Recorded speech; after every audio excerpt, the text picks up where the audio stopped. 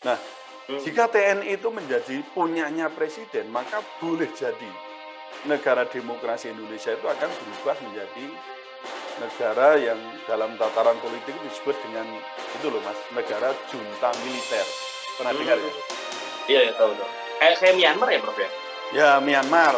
Lalu di Myanmar. Amerika Latin juga ada kan, jadi yang disebut dengan negara dengan junta militer, artinya negara itu dipimpin oleh secara spesifik oleh dewan atau apa ya, dewan militer atau apa yang dinamakan di situ. Nah, apalagi kalau sampai terjadi namanya presidennya itu juga dari militer. Anda bisa bayangkan, berarti presiden militer ditambah kekuatan militer itu, maka ya tentu saja akan menjadi kekuatan yang dahsyat, dan itu nanti akan terjadi pergeseran atau disebut dengan pergeseran paradigma atau paradigm shift yang tadi, yang semula TNI itu merupakan milik rakyat kemudian menjadi TNI punyanya presiden. Nah, akhirnya apa? Nanti TNI itu bukan mengabdi pada rakyat, tetapi justru TNI itu akan mengabdi pada kekuasaan. Apakah ini tidak berbahaya gitu loh? Jadi menurut saya memang ini kondisi yang menurut saya sangat berbahaya, karena nanti pada akhirnya nanti akan ada benturan antara TNI dengan rakyat. Apa ini nggak bahaya ini? Nah, kalau benturan TNI dan rakyat nanti yang menang siapa? Ya mumet meneh. Oh, dalam arti ya TNI meskipun sedikit tapi kan punya segalanya. Punya segalanya, punya kekuatan, punya senjata, punya macam-macam. Ya kalau diadu tentu kita yang rugi juga. Tentu negeri ini akan hancur gitu.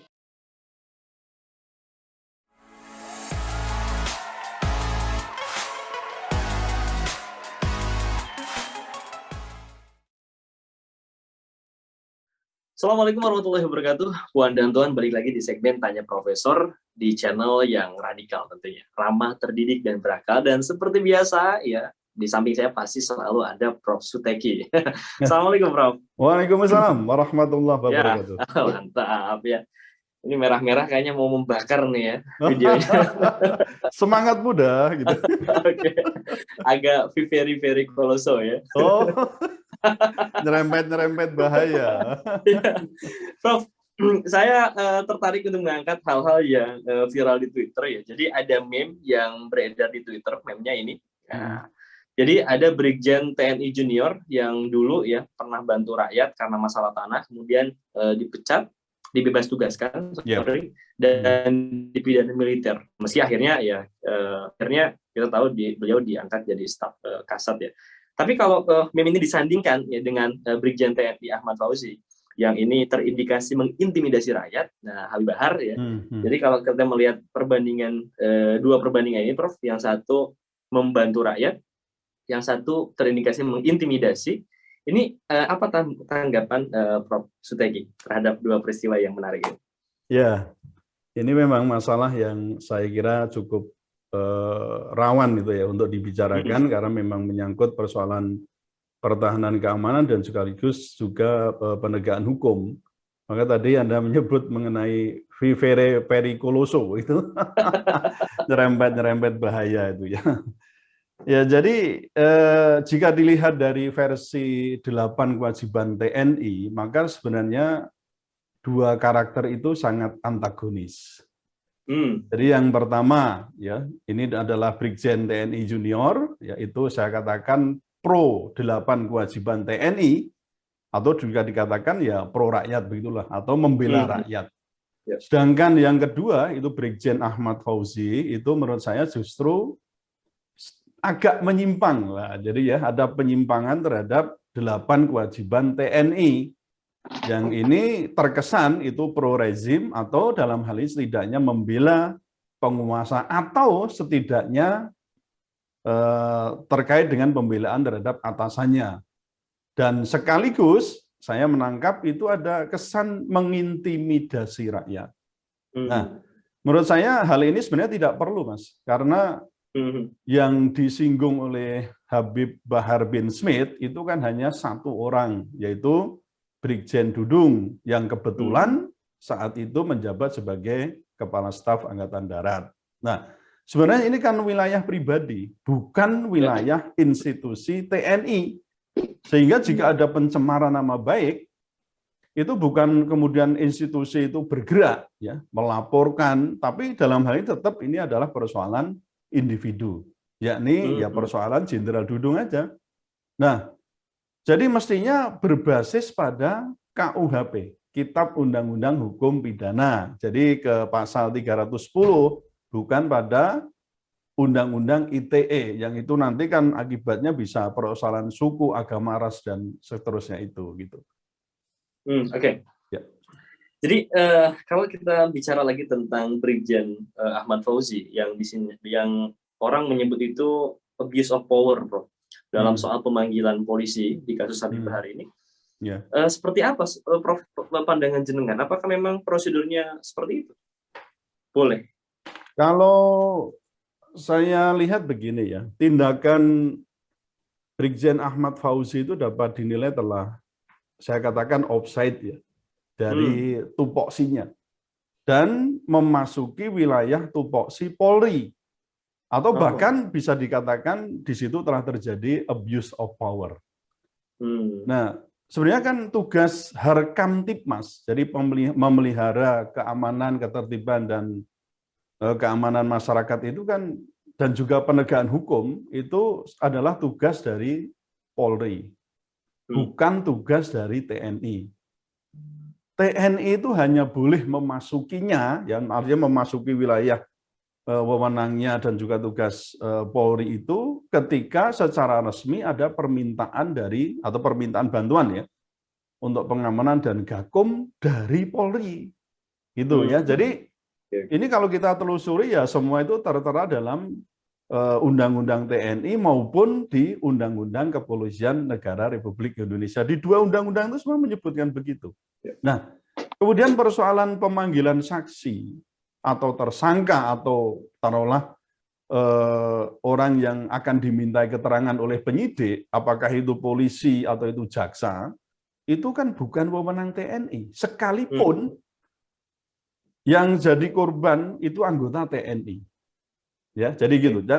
Bahkan ketika mangkir itu berarti tidak memenuhi panggilan gitu ya. Jadi misalnya tidak hadir. Selama itu ada alasan, ya ada alasan yang bisa dipertanggungjawabkan, misalnya sakit atau mungkin karena ada halangan tertentu lah ya. KUHP ya, Kitab Undang-Undang Hukum Acara Pidana itu juga memberikan toleransi untuk tidak hadir. Hingga kemudian misalnya tidak bisa atau tidak memenuhi terus ya baru dilakukan upaya paksa untuk dijemput. Tapi yang jemput juga bukan TNI gitu loh. Ya? Tetap itu adalah kewenangannya dari Polri, kan gitu Mas. Iya, baik. Berarti di sini memang ada pelanggaran, indikasi pelanggaran hukum ada nggak, Prof?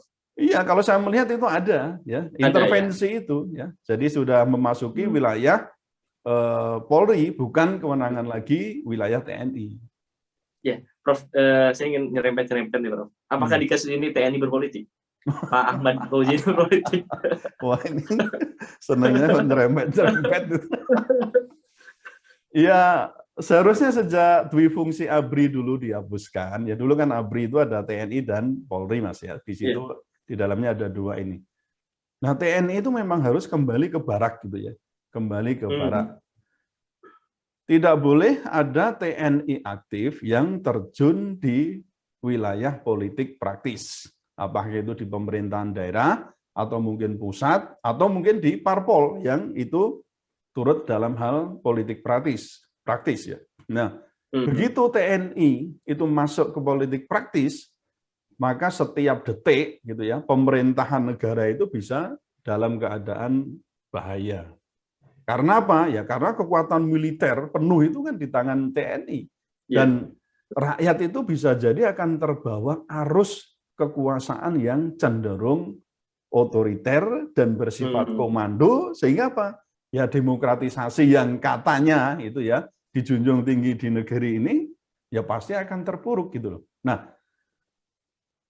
kasus campur tangan TNI dalam hal perkara Habib Bahar bin Smith ini ya, VS Jenderal Dudung ini memang tidak bisa lagi dilihat dari sisi hukum, tetapi tampaknya memang sudah memasuki wilayah politik.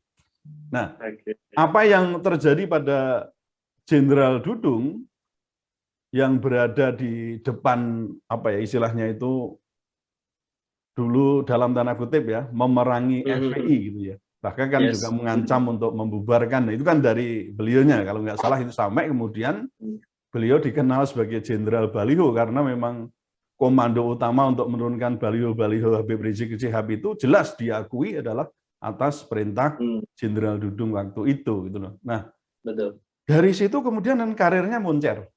Ya kan sampai sekarang menduduki sebagai kalau dulu masih Kepala Staf Angkatan Darat ya kalau nggak salah ya. Kemudian sekarang kan menjadi kasatnya kan gitu kan, menjadi kasat gitu. Dulu masih Kepala Staf kalau nggak salah ya, Kepala Staf Angkatan Darat. Nah itu karir moncer sampai kemudian sekarang menjadi kasat. Nah itu kan seolah menjadi penanda bahwa seolah ini saya katakan ya, seorang bawahan yang dapat mengambil hati atasan ya dengan cara apapun begitu ya, maka dapat dipastikan akan mendongkrak karir baik itu karir dalam apa ya bidang TNI kalau sudah di atas itu sudah sifatnya sudah politis gitu loh. Nah, itu bisa kok tampaknya begitu gitu loh. Nah, kelihatannya, Bro. Ya kelihatannya. Jadi dari kacamata ini kan nggak bisa semata-mata kita tunjukkan bahwa ini hanya persoalan hukum, nggak bisa. Tapi ini terkait dengan politik dalam arti ya inti kekuasaan gitu loh Mas. Ini makanya saya tidak bisa langsung mengatakan secara detail begitu, tapi saya mencium tetap itu ketika karir politik bintang itu kan sudah tidak lagi jabatan atau pangkat-pangkat yang sifatnya hanya karir saja, tapi sudah ada aspek politis di situ. Apalagi bintang-bintang kemudian menjabat sebagai posisi jabatan strategis dalam angkatan itu. Prof, saya itu teringat dengan masih ingat dengan ini enggak, Prof, soal Gubernur Lemhanas ya, yang TNI itu bukan milik rakyat. Jadi saya ingin nanya gini, Prof. Bagaimana jika TNI itu benar-benar dimaknai milik presiden atau milik pemerintah atau milik orang yang berkuasa dan bukan milik rakyat? Apa yang akan berubah dari Indonesia, Bro? Ya ini agak panjang ya berarti ya. Iya, enggak apa-apa, Bro. Iya, jadi meskipun secara politis ketatanegaraan memang presiden itu kan sebagai panglima tertinggi. Sebenarnya ada kontroversi ini juga ada upaya judicial review ya, terhadap pasal 10 itu atau terhadap status di Undang-Undang TNI yang mengatakan itu ada Panglima TNI. Padahal kan kalau menurut pasal 10 Undang-Undang Dasar 45 itu ya namanya presiden itu adalah Panglima atau memegang kekuasaan atas Angkatan Darat, Laut, dan Udara kan gitu kan. Jadi maksud Panglimanya ya presiden itu gitu. Tapi saya katakan, meskipun cara politis ketatanegaraan itu memang presiden itu sebagai panglima tertinggi, seperti yang tadi disebutkan di pasal 10 Undang-Undang Dasar 45 itu, tapi dalam hal ini bukan berarti bahwa TNI itu kemudian punyanya presiden. Ya seperti tadi Mas Aab sebut, ya pernyataan dari Gubernur Lemhanas Pak Agus Wijoyo itu. Nah, jika punyanya presiden, maka hal ini akan sangat berbahaya. Karena apa? Bisa dipakai sebagai alat untuk apa? Melegitimasi kekuasaan. Maka untuk menghindari hal ini sebenarnya undang-undang sudah menentukan yang misalnya untuk pemanfaatan TNI ya, itu maksud saya pemanfaatan TNI oleh presiden sesuai dengan jalur peraturan perundang-undangan itu juga akhirnya harus mendapat persetujuan dari DPR sebagai wakil rakyat. Jadi nggak bisa juga lepas sama sekali begitu, tetap ada kontrol. Ini idealnya ya. Idealnya ketika wakil rakyat itu bisa berfungsi secara penuh, betul-betul sebagai wakil rakyat, bukan sebagai wakil fraksi atau apa betul-betul. Kalau sudah mewakili fraksi, apalagi sudah bersekutu dengan penguasa dalam hal ini eksekutif ya sudah, itu sudah selesai di situ. Nah, jika TNI itu menjadi punyanya presiden, maka boleh jadi negara demokrasi Indonesia itu akan berubah menjadi negara yang dalam tataran politik itu disebut dengan itu loh Mas, negara junta militer. Pernah dengar ya? Iya, tahu. Kayak Myanmar ya, Prof ya? Ya, Myanmar. Lalu di Amerika Latin juga ada kan. Jadi yang disebut dengan negara dengan junta militer, artinya negara itu dipimpin oleh secara spesifik oleh dewan atau dewan militer atau apa yang dinamakan di situ. Nah, apalagi kalau sampai terjadi namanya presidennya itu juga dari militer. Anda bisa bayangkan, berarti presiden militer ditambah kekuatan militer itu, maka ya tentu saja akan menjadi kekuatan yang dahsyat, dan itu nanti akan terjadi pergeseran atau disebut dengan pergeseran paradigma atau paradigm shift. Yang tadi, yang semula TNI itu merupakan milik rakyat, kemudian menjadi TNI punyanya presiden. Nah, akhirnya apa? Nanti TNI itu bukan mengabdi pada rakyat, tetapi justru TNI itu akan mengabdi pada kekuasaan. Apakah ini tidak berbahaya gitu loh? Jadi menurut saya memang ini kondisi yang menurut saya sangat berbahaya, karena nanti pada akhirnya nanti akan ada benturan antara TNI dengan rakyat. Apa ini nggak bahaya ini? Nah, kalau benturan TNI dan rakyat, nanti yang menang siapa? Ya mumet meneh. Dalam arti ya TNI meskipun sedikit, tapi kan punya segalanya. Punya segalanya, punya kekuatan, punya senjata, punya macam-macam. Ya kalau diadu, tentu kita yang rugi juga. Tentu negeri ini akan hancur gitu. Jadi memang menurut saya sangat berbahaya ketika terjadi pergeseran dari yang tadi TNI itu adalah milik atau menyatu dengan rakyat, kemudian berpihak atau hanya menjadi dalam tanda kutip tadi punyanya presiden. Jadi yang menurut saya memang lebih baik itu ya sudahlah, kembali saja TNI itu ke pangkuan rakyat. Karena apa? Ya TNI itu adalah anak kandung rakyat. TNI bukan anak kandung penguasa, apalagi oligarki. Kan gitu tuh Mas? Nah, kembali aja ke undang-undang TNI. Karena fungsi dan juga tugasnya. Sudah, itu kembali ke sana. Oke, Prof. Ini udah pertanyaan terakhir ya. Jadi pertanyaan keempat ya. Jadi bisa mungkin saya koreksi kalau saya salah. Jadi saya bisa simpulkan bahwa tindakan dari Brigjen Ahmad Fauzi yang kemudian soal kayak abuse of power ya dalam kasus Habib Bahar ini bisa dibilang itu ada apa istilahnya hal yang melanggar hukum ya, Prof ya. Iya. Abuse of power. Dan betul, abuse of power. Dan di sini kemudian yang perlu kita waspadai dari kasus-kasus ini kalau kita kembangkan ya, hal yang harus kita waspadai itu bagaimana jangan sampai TNI itu pindah ke pangkuan kekuasaan, kurang lebih seperti itu, Prof. Iya. Oke. Jadi Puan dan Tuan semua, itu tadi 4 pertanyaan seperti biasa di kasus yang kita bahas tuh sebetulnya meme satu buah meme yang luar biasa menarik.